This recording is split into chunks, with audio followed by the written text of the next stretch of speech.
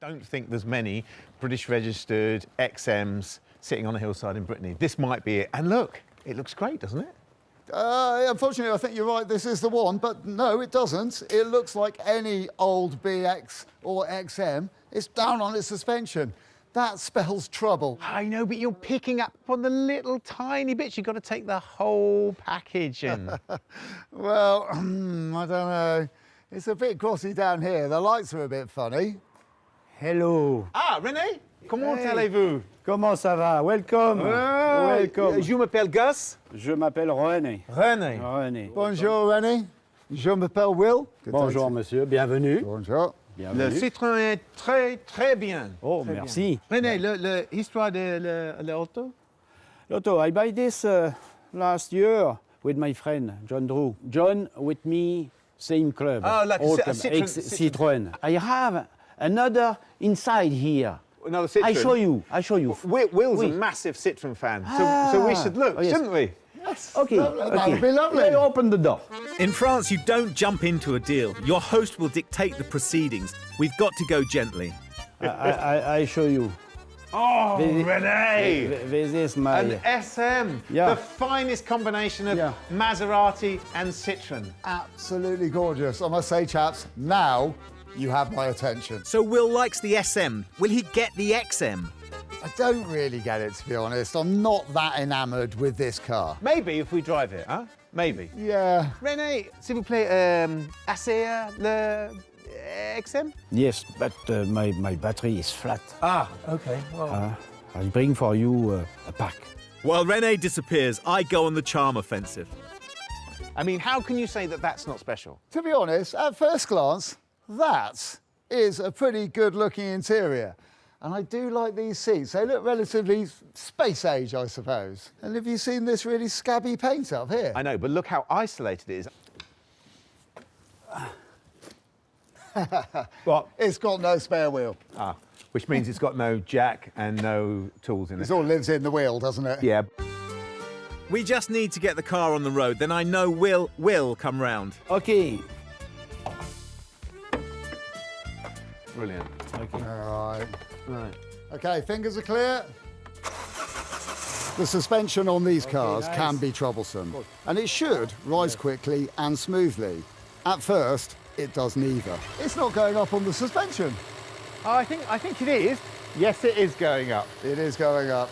OK. OK. Let's go. Okay. Bye. And we're off. Come on, XM, sell yourself. The old suspension seems to be running a little bit too low, and from what I know about these cars, they are utterly horrible to fix. Yeah, it does seem to be grumbling a bit, but I think that's just because it's been sitting around. I think we have to give it the benefit of the doubt. I know that you're looking for the negatives because that's how you feel about the car. Yeah. But I think you've got to look at the positive. You've got to see what we've got here. How much do you have to pay for the car? Because I don't know the price yet. I don't know. Really? Yeah, we never talked about price. Seriously. We've come all the way over here to look at a car which I'm not that keen on, and we don't know the price. That is a comedy catalogue of exactly how not to buy a car. What on earth are we doing? No, it's a gentleman's agreement. We talk to him on the phone, we come over, we talk to him, we look at his collection of cars, we look at the car, we go for a drive in the car, we make up our minds what we want to pay for the car, we put in an offer for the car. Right, OK, well, I say 500 quid, that's your lot. If you can get it for 500 quid, you can have it. 500 for this is unrealistic, but grouchy Killjoy Will has made his mind up. Hello. Hello, Ronnie. You happy? It's great. Personally, I love it. Oh, thank you. Thank you. Okay. I'd like to open the deal with you about 400 quid, which is about 450 euros, I reckon. Not enough. Please, not enough. Please, I need 7. 7. Yes. 7 would be an insane bargain. We've got to go lower. Personally, I would say that maybe 1, 2, 3, 4, 5, 600. 600? 600? Okay. Really? 600? Okay. Oh, okay. Excellent. That's Okay. That's fantastic. more than I said, Gus. It's more than you said. 600 euros. Ready? 600 euro. Okay, Yeah. well, this has been an interesting deal, mate. Right, let's get out of here before he changes his mind, Gus. This bit always fills me with dread. Apart from the accumulation of bread and cheese, we did drag halfway across the continent to get this car, didn't we? Yes, we did, and it looks like we dragged back half of this continent as well. Look, it's full of cobwebs and leaves and bits of bramble. There's everything down here. But you can see that it's sat because of the surface rust. But look, there's still stickers on the exhaust pipe. I mean, it's all in relatively good, albeit slightly rusty. But there's no proper rust, is there? It's just surface rust. But look at this, these humongous gouges and scars, where there's obviously a problem with the suspension and it's been trashed on every single curb it's driven over. You could see it like that. But that's definitely more impatience of the driver not waiting for the car to go up than it is the suspension, although we know there's a problem with the suspension. 'cause We it do know there's a bulbs, problem doesn't with it. Look, it's almost completely worn through here. That's scuffed. Yeah, well, it looks pretty aggressive, doesn't it? The other thing about it sitting for so long means that we're going to have to put a new cam belt on it, aren't we? Yes, Probably definitely. a water pump. Water at the same pump if time. it comes with it, yeah. And do you know what? I wish I hadn't touched this wheel. It feels like it's a bit lumpy, like the wheel bearing's gone. Oh. And there's a hell of an oil leak coming from up here. Well, there is a return pipe there, isn't there, for the hydraulic fluid, so hopefully that's what that is. The rest of the car doesn't actually look too bad. No, it's good. I think that's heartening. Come on. Yeah, me too. It's all hands on deck to get it all done. We're going to pull the wheels off and the various inspection covers to tackle the cam belt, which is a no-brainer for a car that's been sitting for a while. On this car, I've got to carefully select which bits to remove to gain access to the belt, which is hidden deep in the engine. I make the mistake of looking at the recommended time for this job, and it's a whopping 7 to 8 hours. After a lifetime of fiddling, I managed to extract the belt for the hydraulic pump. Then move the alternator to pull out the auxiliary belt so I can move the pulley beneath that holds the cam belt. At least I think so. This is the belt that drives the suspension pump, which is in a pretty bad state. See these cracks here? That's because it's been on there for far too long. This old age has done that. Bad adjustment has also caused problems where it's worn thin in certain places as well. Basically, this belt has had it and wants throwing away and replacing with a nice, shiny new one. I ordered new ones. Have you? Yeah. Oh, good, brilliant. Now I can pick them up on the way in tomorrow. Yeah. Should we call it a day? Well, I think we ought to. I can't do anything more today, so yeah, cool. So, we close on day one with a list of positives and negatives. The positives are that the XM could be really good. Negatives are it's going to take a lot of work. So, we went all the way to France and paid around 540 quid for a Citroen XM, which one day could sell for over 4 times that. We've got some hefty workshop battles ahead, not least swapping over the cam belt, which lurks deep inside the engine. What we're trying to do is rotate this crankshaft pulley to the position where you can put the pin through it to lock the pulley against the engine block. So when we remove the pulley later, it's all locked in place and everything's where it should be. But it's a bit fiddly and very, very, very difficult to see, and we don't have the right tool. We've got an Allen key. No, that's not it, I don't think. Right, which way do you want to go? Well, I think carry on anti-clockwise. Same direction.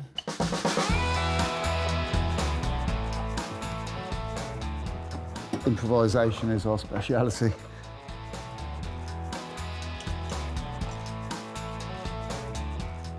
Difficult to see, isn't it? Yeah. That's looking pretty good. Got to be it, isn't it? That should be all right. Yeah. And this one. That's... Oh, I found this to fit it exactly. Oh, cool. Brilliant. If you've got something in that hole that's not a proper fit, you've got enough slop either way to be a tooth out on the cam belt, which would kill the engine. Yeah. And that's the end, isn't it? It's quite a big risk. Yeah, it is a big risk. These come in such small increments, don't they? You'll find something to fit, won't you? Yeah.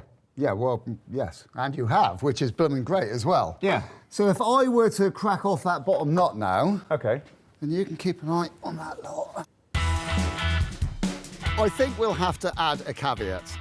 Don't do this at home, because doing it wrong means the cam might be out of time, landing you in big problems.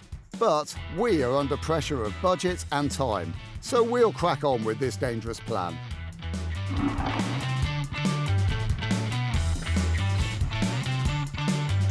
And it seems to work. We gain sight of the water pump and carefully drain it. Now we've got access to the cam pulley, I slacken it off. Righty-ho, that's free to go. Ready? And the cam belt is in hand. Brilliant. Right. You can do the water pump? Yeah. Where is it? Over here. Lovely, I'll start undoing it.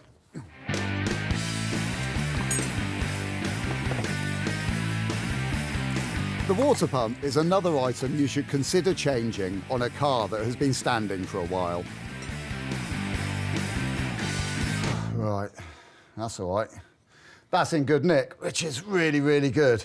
But it is good practice to change the water pump if it's driven by the cam belt every time you change the cam belt, because if the water pump bearings go, it will take out the cam belt, which will trash your engine, and we don't want that to happen. So it costs a couple of quid, but it is worth it in the long run, isn't it? When you swap the pump over, both surfaces must be clean and new gaskets will probably come with the kit.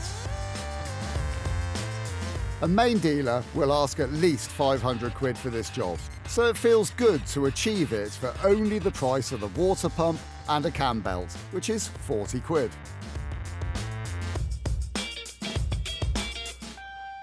Ah! Got it? Yes, that's it, that's on. Perfect. Relax, everyone. Oh, thank goodness for that. But thanks to our careful placing of a drill bit, the cam pulley is lined up. We top up the coolant, and once the battery is connected, the whole thing should work. A nasty grinding sound and a pop means the opposite. Yeah, that sounds lovely, doesn't it? I knew this car would be good for us. Well, yeah, it does sound good, but it doesn't really feel like we've made any money yet. Stopped it squeaking, no? Well, So the estimate of several hours on the cam belt was, in fact, bang on. We end our second day a little weary, but at least one job has been ticked off our list.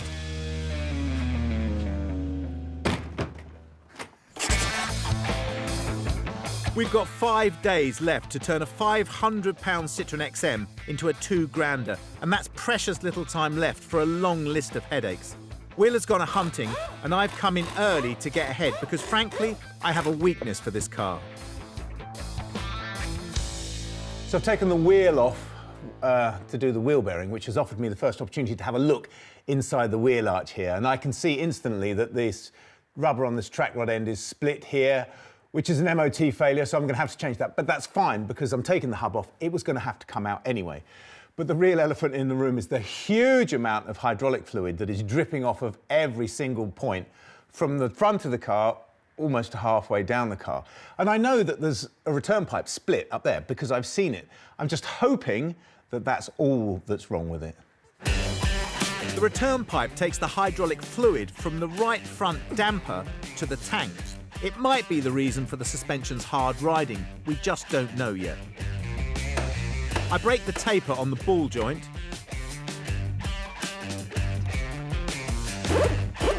Undo the suspension arms.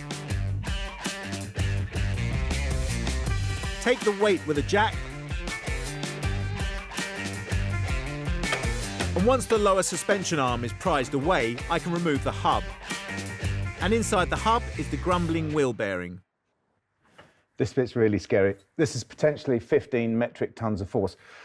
And I've got to be very precise. It's got to be level, and I've got to push the hub out parallel.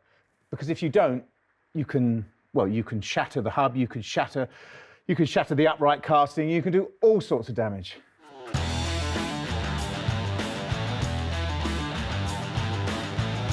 So very, very carefully, I increase the force. Oh, fuck. That's why you have to be so careful. I mean, although actually it has moved it fractionally, but I had it resting on this lip here to keep it parallel, so when I pushed down on it, it came out. So I'll just line it back up.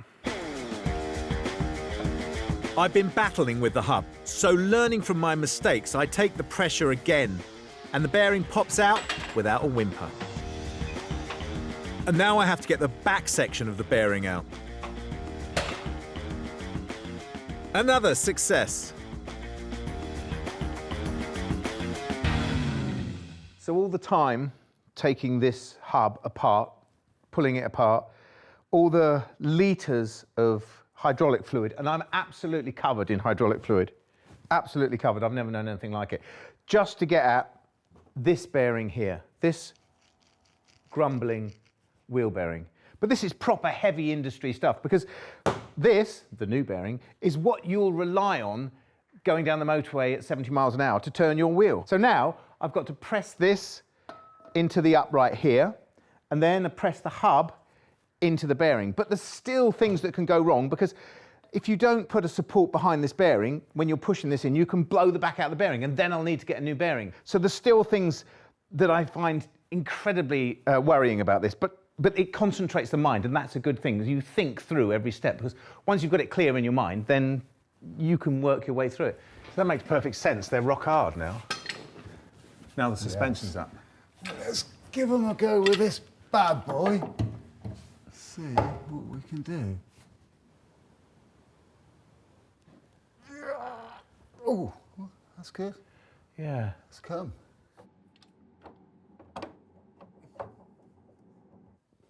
All right, that. It is. So, suspension down. Yeah. Is it the valve we do, or just do everything? I think if we let the suspension down first, there'll be less to come out the valve, won't there? Yeah. Makes sense. At least then we can't get it wrong, can we? Yeah. All right, okay. Slightly in the dark, we do a manual adjustment of the ride to lower it, and then depressurise the system with the release valve, and then the spheres can be freed. We remove the rear ones, which we will courier to Martin and have them checked and repressurised if needed. Then we move to the front, which is the most common pair to swap.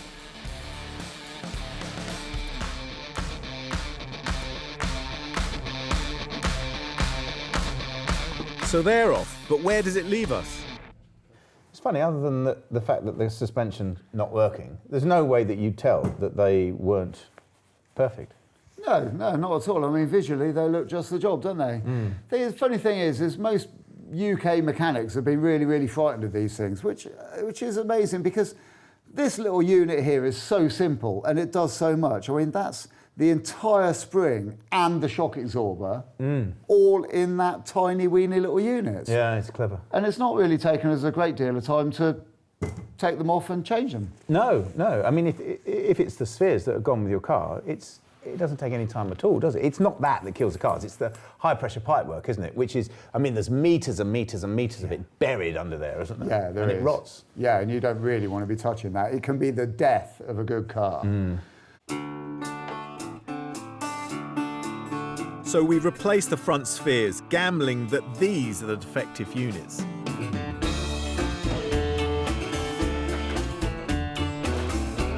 So then we replace the return pipe, which we know is leaking, and Gus has a replacement. This is clipped to the front suspension arm. I remove it, clean the oil, and try to plumb the new pipe in. All done blind. It onto the steel one, nicely like that. Our rear spheres are back and checked, showing full pressure. Not reconditioned. No, but they're checked, aren't they? And they're functioning, so that's good. That's right, correct pressure is everything, isn't it? So back they go. And the only real way of knowing whether we are leak-free and sphere sound is to see if the car rises smoothly once the engine is running.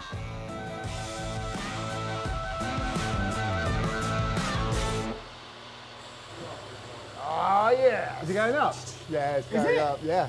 Hey! That's brilliant, isn't it? And the front? Yes, Fixed. you've done well. Excellent. That is a proper celebration. One thing we do now is to top up the hydraulic fluid, and this will also bleed the system with air bubbles rising to the surface.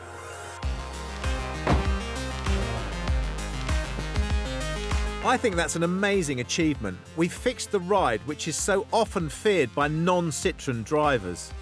If that doesn't deserve an Indian takeaway and 2 bottles of ale, then what does? We put the spare wheel in and replace any last-minute trims. And that's it. It's all rather impressive. We've done the cam belt, water pump and wheel bearing, replaced and retested the suspension spheres, and the rest of the costs are consumables and sweat equity. She's done, and she only owes us £780.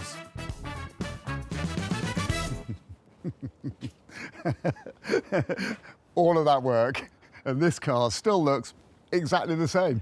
How do you really feel after your XM pilgrimage then? Well, it was a quasi-religious experience for me, and there's an aura about these cars. People are afraid of them. They think it's a system that's overcomplicated. But when you work on one and you take it apart, you realise that it's very sound engineering. I wholeheartedly agree, and having worked on this car and learnt so much more about it, it's really changed my perception. This car has got so much more to give.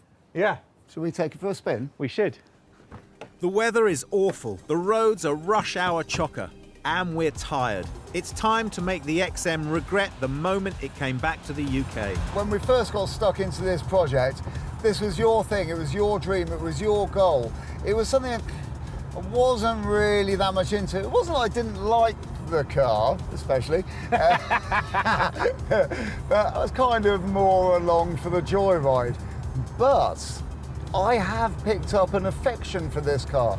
But the real test of it is the suspension, isn't it? Because you can't sell a luxury car. When driving it, it's like driving a speedboat through a force 10 gale.